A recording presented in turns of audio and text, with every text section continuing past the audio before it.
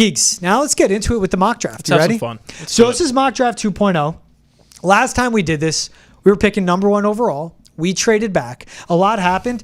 This one, we're picking 4th overall. Yeah. That's what happened. Because new coach, new guy in charge now. And the Bills smartly, one of the few times I give Sean McDermott credit, made sure to lose that game to not give his rival couldn't have cared less. number 1 overall pick. Yeah. We're also going to go into this with 2 pillar positions filled. Alaric Jackson at left tackle, paying him a ton. Rams effed up, let him go to free agency. Let's go Ronnie Stanley. Fine. You have a true left tackle. There you go. Cool. And T. Higgins signed. Wide receiver, left tackle, resolved. So we'll get right into it. Number 4 overall. Keegan, are we trading before this draft? I say no. No. Okay. You got to see what comes to you, right? Because if Abdul Carter and Travis Hunter are there, who the hell's trading back in that scenario? So exactly. Yep. All right. Start draft. We'll get into it. So we're going slow style. We'll see how the Titans, the Browns, and the Giants. We will speed it up after, right? We're not going to be sitting here. No, not the whole way. We don't got 3 hours. As you guys heard from our guy, Eric Edholm, he sees, and this is a different top 3 than he had. He had Travis Hunter, Cam Ward, Abdul Carter. 1, 2, 3. This went Cam Ward, Abdul Carter, Ted McMillan. So Travis Hunter and Mason Graham are on the board. Yuck. Yes. Ted McMillan at 3 is unbelievable. If there's a trade back to 7 or 8, Carter, Mason Graham, Travis Hunter are gone, which would be likely, I would settle with Ted. So here's where I'm at. This is mock draft 2.0. Yep. We've mocked already. Go back and watch. I think we did a really good job, to pat myself on the back there, but we've already drafted Travis Hunter. And I think throughout this process, we will continue to be talking about Travis Hunter, just like we will with Abdul Carter. So in my eyes, this is a trade back spot. This is to see how much value can you recoup, because like trading back in the 3rd round, no one cares, right? So here, I think we trade back somewhere in the middle, single digits, a 5, 6, 7, 8 number.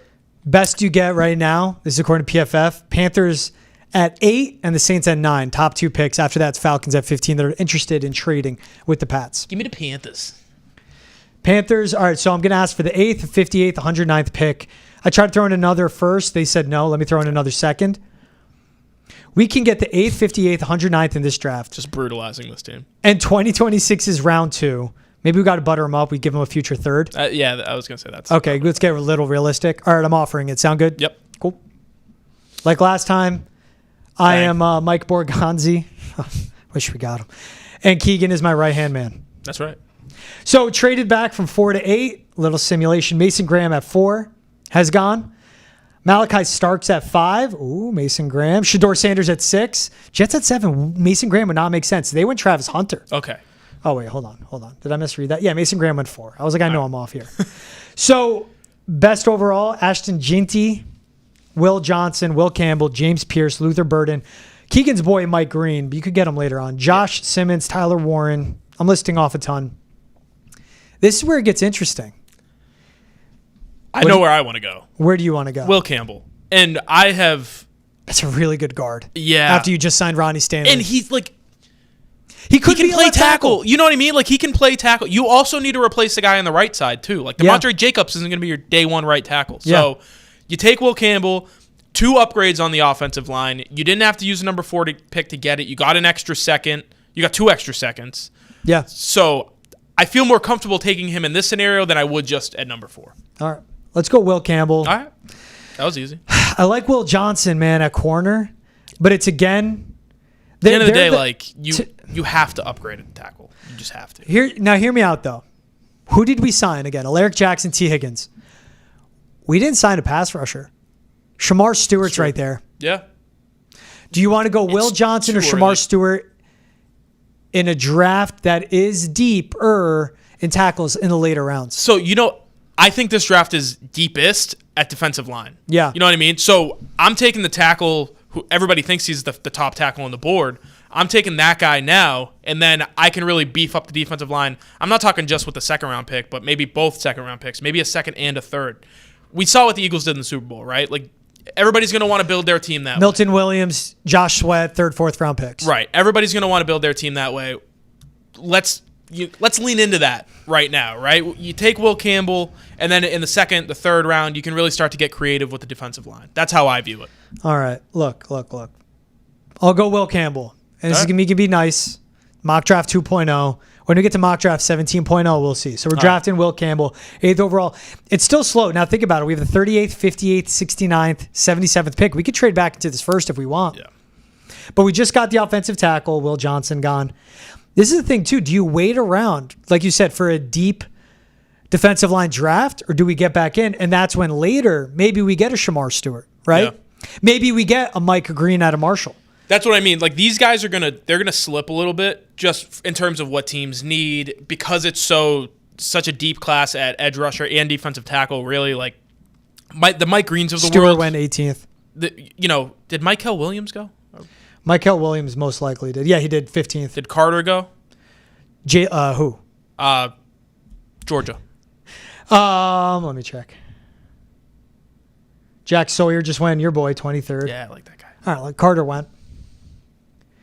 So these are the guys that are going to be stepping ahead of a Mike Green, right? Mike Green's not going to be off the board at number 8. That's ridiculous. No. I think he's slipping to the second round. We're trying to be as realistic as possible. We have to focus on what PFF does, obviously, but you're going to have good options here in the second and third rounds. Your boy Gray Zabel just went to the Commanders. That's my guy. You had him as a left tackle in your mock. Or in your manifesto, excuse me. I did. Really, that was me presenting the argument that if you get two guys who can play every position on the offensive line, you can do whatever you want. So I think Zabel can play left tackle, left guard, right guard, and center. I think Patrick McCarry can play every position on the offensive line. So I signed McCarry. I drafted Zabel. Whoever wins the left tackle job, it's yours. Whoever doesn't, you're our left guard. So now we're sitting at 38. Let me see if our boy Mike Green went. Yep, Green's off the board. So we went offensive tackle. Looking at the wide receivers, Jack Besh had a tremendous Senior Bowl. Great story. Really big slot. Yeah. Obviously, everything he dealt with his brother and all that. And he still showed up at the Senior Bowl. I think that shows the makeup of him. Yeah. A guy I'm not high on because when I watch his tape, I just don't see the high-end speed to create separation. Really smart player, strong receiver, good run blocker, buys in at that level. So is this a spot where you'd go with a Jack Besh, or you see a Xavier Restrepo, that slot? We could see a Jalen Noel later on. And you know my guy, the Jaden Higgins, not to get all locked in on these later round receivers are there. And the same thing, though. So we went tackle. Look, deep draft, but we need a difference maker in the trenches and on the edge. Do we concentrate on those parts? New defensive coordinator, wants to go wide 9, wants disruptors at the defensive line. And so to that, there is the Princely Uomanale from Ole Miss. Did not say that right. Don't hold me to it. Darius Alexander right now is mocked to go 65th. I think he doesn't last that long. But do we go with the current grades? I love Darius Alexander. I'd draft him first overall. I think there's a chance he becomes the best defensive lineman in this draft. And I say that seriously. I'm not joking. He is the most impressive fat guy I've ever seen at the Senior Bowl. He was unbelievable. I don't think he's going to move up so far. Like, he played at Toledo, right? And there are consistency issues. So I don't think he's going to move up so far where he's drafted in this area. But don't forget, we have the second round pick. So is that a guy you come back and you draft with that pick, you address either your wide receiver need or your edge need now? So if we're thinking wide receiver, I like that with a deeper pick, especially with all these other picks we accrued. Jack Besh, still there. Landon Jackson, that would have been the old Patriot system type of defensive end. Hold blocks, sustain them, let other guys behind you make plays. There is JT Tuamaloa, but I think same thing. That's more of a 3-4 defensive end in my opinion. Yeah, so looking at this group right now, I've got 3 names that I would be comfortable with. Jack Besh, he's just a good wide receiver. You don't have to worry about really whether or not he knows how to play the position, but is he a great fit? I don't know, but I still like Jack Besh. Princely out of Ole Miss, another guy who I think can, at the end of, in 5 or 6 years when you're looking at this draft, he could be the best edge player. And then Kyle Kennard is a guy I've talked about on this show. Yeah. I love him. I think those are the 3 guys you're between. I know you have certain thoughts on those guys. I don't know who you would like to pick, but here's my thing. So Darius Slayton, T. Higgins makes up this receiver room. Yeah. Jaden Higgins right there. This is a guy, you don't take him now, he could be gone by that back end. Definitely. And that's a guy, big receiver, better route runner, really smart in the zone. I just think similar Florida Besh, he's a really good run blocker. I think his ceiling's a lot higher. So I want to go Jaden Higgins here. Let's go for it. Cool. If you're enjoying the show, make sure to check out Foxborough Rush wherever you get your podcasts. We got new episodes dropping every Monday, Wednesday, Friday, from former Patriots players to former Patriots coaches to NFL draft experts, all hopping on Foxborough Rush wherever you get your podcasts, Spotify, Apple, Amazon Prime. Please make sure to download. You could also watch on Neston's YouTube page as well. Bingo. All right, and I'm entrusting you. we're gonna have to speed up this pretty soon. Yeah, you know what? Let me go on this. This is ridiculous. Pause. Speed is over there. There you go. All right. I got you guys. Yeah, now we're moving. By the way, Mike Green in this PFF mock went 13th, Keegan. That's high. I'd like to speak to Top somebody 25 at PFF because they are ridiculous. It's bad the way they do things over there. Jalen Walker and then Kyle Kennard going right before your pick is tough. Don't love that. All right. Picking 58th, Darius Alexander's there. We went offensive tackle. Yeah. He could be a left guard or a right tackle. We went a wide receiver 3 with the room how it's currently set up. Big wide receiver at the end of the day, if he's better than Darius Slayton, he's going to play over him. You're not paying Darius Slayton enough money to make that decision. Jaden Higgins also could play in the slot as well. Really big slot. We go Darius Alexander here. You met me halfway with Higgins. I say we go Darius Alexander. Give me my boy. Yep. Look at this. Started slow. We're picking up, folks. We're picking up. Espressos are kicking in. The ball's rolling. This is still not fast enough. Another thing I said earlier. It takes a while to process. I've got beef with PFF. Like, the interface, not great. I'm not going to act like I know how to fix that. But the decisions with the draft, guys, we understand you watch tape. You think you know what you're talking about.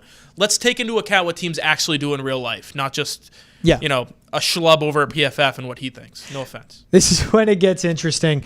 So we could see Ozzie Trapillo out of Boston College. It's a tackle, but doubling down. Yeah. And it's a little too early if I'm going to go there. I'd rather go interior line. This is a team that needs a cornerback too. Yeah. Again, we had our guy Eric Edholm on. He had Azare Thomas out of Florida State in his first round mock. And he said what he's hearing at Mobile is that this is a guy that can make a leap. If you don't go Azare Thomas, Maxwell Hairston makes sense at this spot. Again, they're picking next to 77. Small, though. I think one of the big things that we don't talk about enough, because it's tough to take into account in these, is trends that teams follow. And something that Mike Vrabel, and this goes back to Belichick, this was a big Belichick thing. If you're under 6 foot and you're not a 4-2 guy, I'm not drafting you to play corner. And that was Jonathan Jones. That was Marcus Jones. Right. You need a guy who's either going to be above 6 feet tall or he's the fastest player on your team. Yep. Maxwell Hairston's neither one of those things. So I talked about him in an earlier episode where I really like him as a player. He just doesn't fit what Mike Vrabel and the Belichick coaching tree, what they look for. Yeah. This is what I'm looking for right now. Where's your boy, Daryl Fannin? Harold, down there. He's down there. They don't love him. And he's still sticking around. His ADP is 89. This is, if we're going to crap all over PFF, maybe I'll give him a little bit of credit. Let me draft him in the 6th round. I'm fine with it because I think he's a great player. At the end of the day, I think he's going to go a little bit higher than they have right now. Like, he's not their 89th best player. That's ridiculous. And even looking, it's not the off-ball linebacker range. We went Shahad Campbell last one. This is one we'll sit around. Safeties are still too rich at this point. Yeah. I like Jonas Sanker, but again, that's a later round pick. Running tackles again. Give me the tackles again. This will be interesting. I mean, Marcus Embo out of Purdue. That's a guy. Like, all the people I respect love him. Yeah. Dane Brugler is like, this guy could be a superstar. I don't know if he knows how to play the position yet, so you need to get him into a room with a good offensive line coach. But, I don't think anybody on the Patriots staff has watched more football than Doug Marrone. So I would imagine he'd be able to kind of bring him up to the level where you would need him. But like you said earlier, we took care of that need already. You need to build out the depth, though. Mike Onwenu getting up there in age. Does Layden Robinson make that leap? Maybe you don't need him till you have Will Campbell. Cole Strange is a weird. Does he play center? Yeah. Does he go back to guard? What's happening with David Andrews? Right. So I actually do like this is you got to rebuild in the trenches.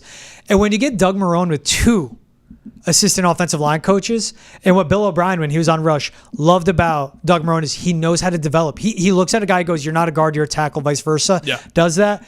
I trust a guy that's been coaching over 40 years with a project like Marcus Embo. Yeah. So absolutely. I think we go Embo here, and we go, let's make it quick, Fannin, 77. Sure, let's do it. And one thing I do think we should hit at the latter half of the draft is interior offensive linemen. Yes. So, we'll fill it out with all the stuff we've mentioned already. Cornerback, maybe a running back, a safety, an off-ball linebacker. But adding an interior offensive lineman, I think, is going to be big because a lot of the guys we've seen in the last few years, Jake Andrews, hasn't seen the field in 2 years. Yeah. City So can't stay on the field.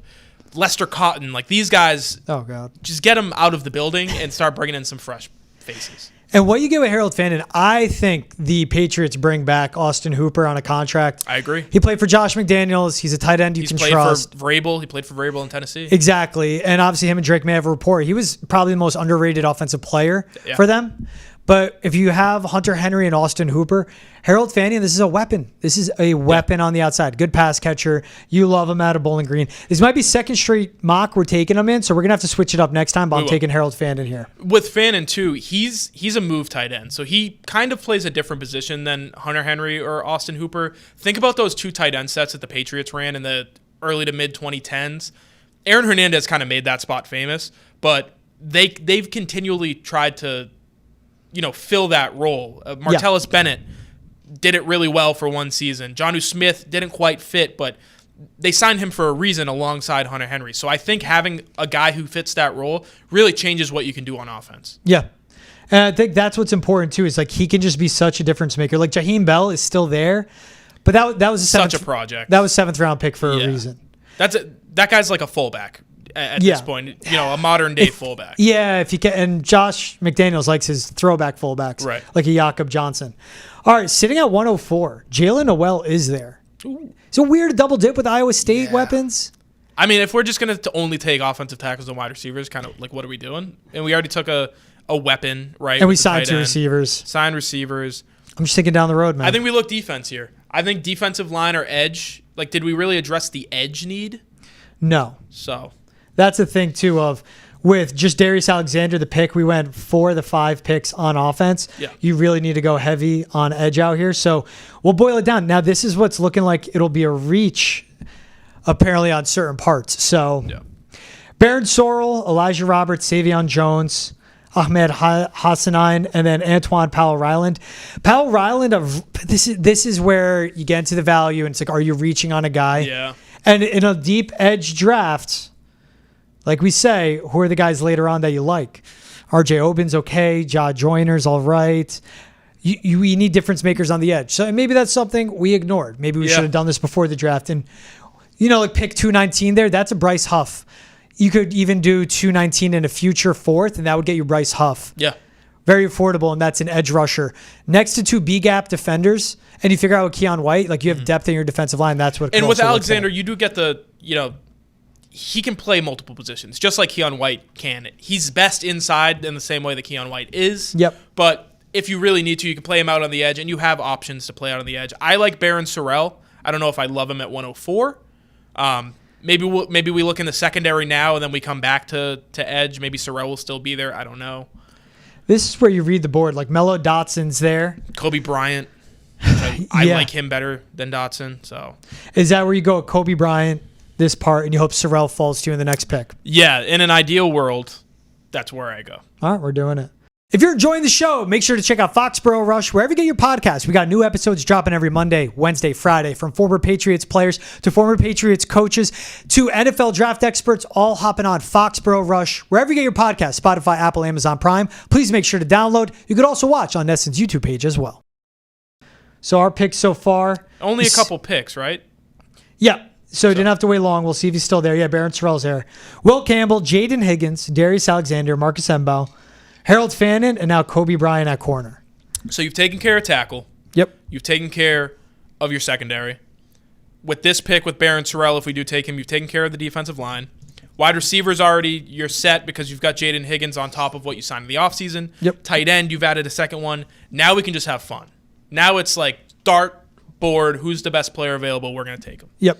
And this is Kobe Bryant, who you take a corner. Just under 6 foot, 170 pounds. His vision is athleticism. Yeah. To your point, if you're not going to bring the size, bring speed, bring athleticism. That's a guy that coming out of Kansas could be a corner, but he can end up being a free safety down the line. I was going to say and he fits the role of.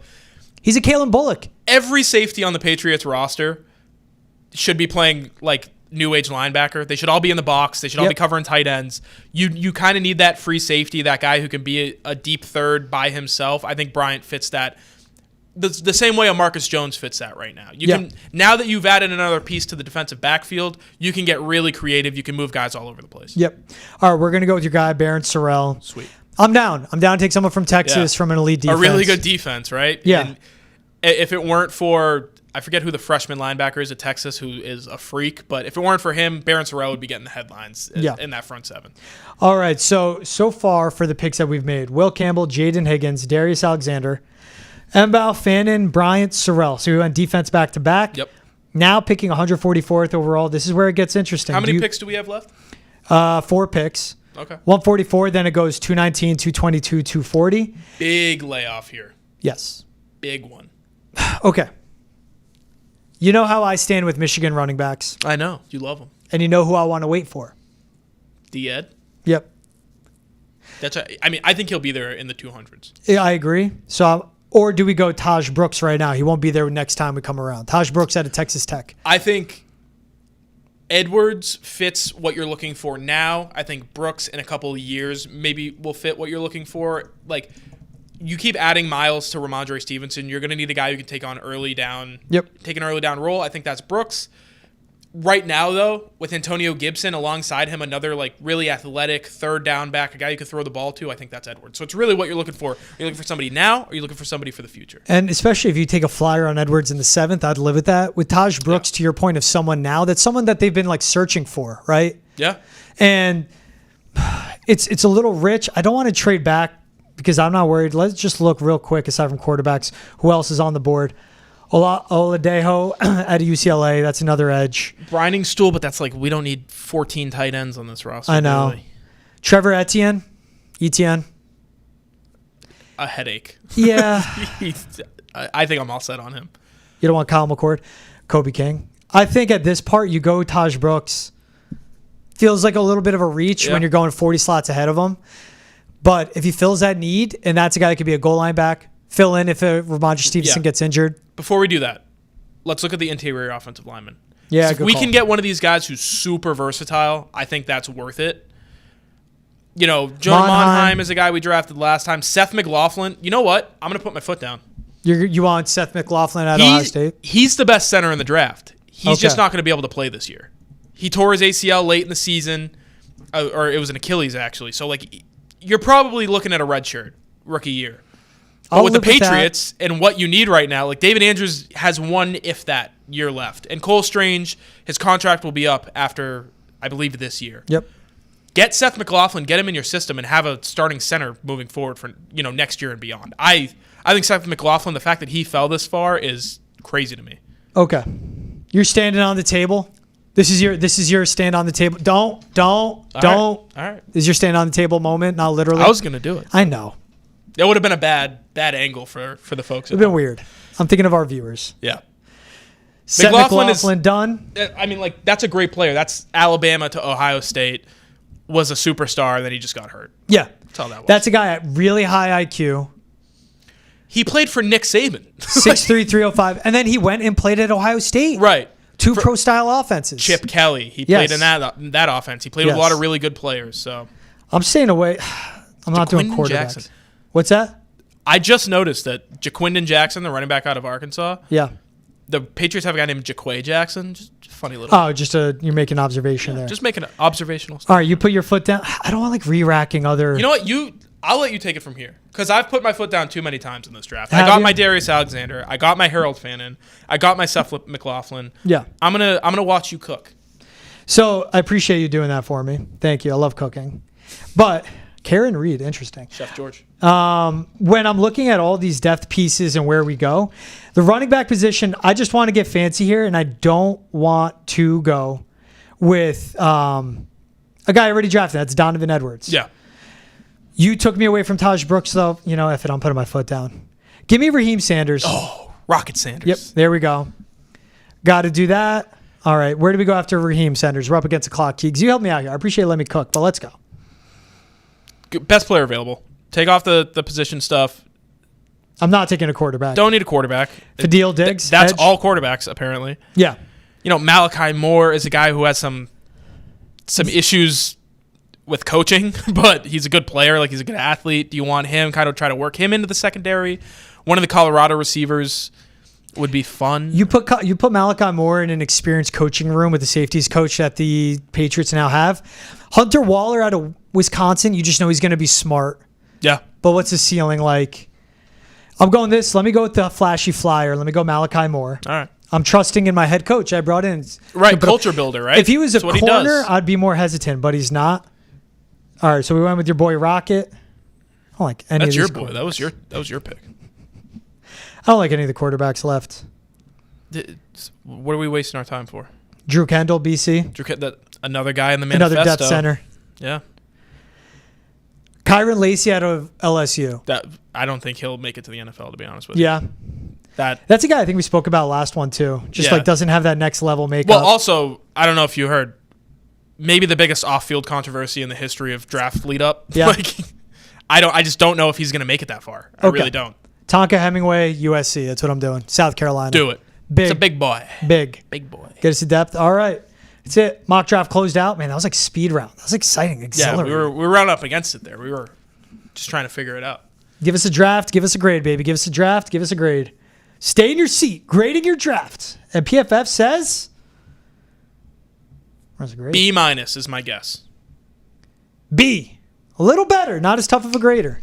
Trade back. Will Campbell. There you guys see it. Jaden Higgins. Darius Alexander. Rebuilt the trenches. Filled out some depth with Seth McLaughlin. Got depth with Raheem Sanders. Took on some projects. And Malachi Moore. Of course, with the Marcus Mbow at different parts. And we got weapons for the quarterback. That's important. I like this draft, man. I do too. I think we did a great job. Look at that first round. Ted McMillan 3. We got helped out a little bit there. Round of applause in the chat. Well done, Keegan and George. Appreciate our guy, Ice. Keegan, next time, no trading back. New rule. I like that. Mock Draft 3.0. He's Keagan Stiefel. I'm George Balekji. Shout out to Eric at home for joining the show. Shout out to you guys for commenting, giving us some conversations to talk about. Our new friends. And let us know, what do you think of the mock? What would you do different? Trade backs, other guys laying the rounds. Who do you want to hear about? Leave us a comment on our YouTube page. Please continue to like, subscribe, download, rate, and review. I cannot tell you how important it is. If you guys download the podcast on Spotify or Apple or wherever you listen, that's big for us. And just how we measure the success of these shows. We know they're successful because, guys, we got awesome listeners like you. GB, Keagan Stiefel. Have a great day, everyone. This was Foxborough Rush.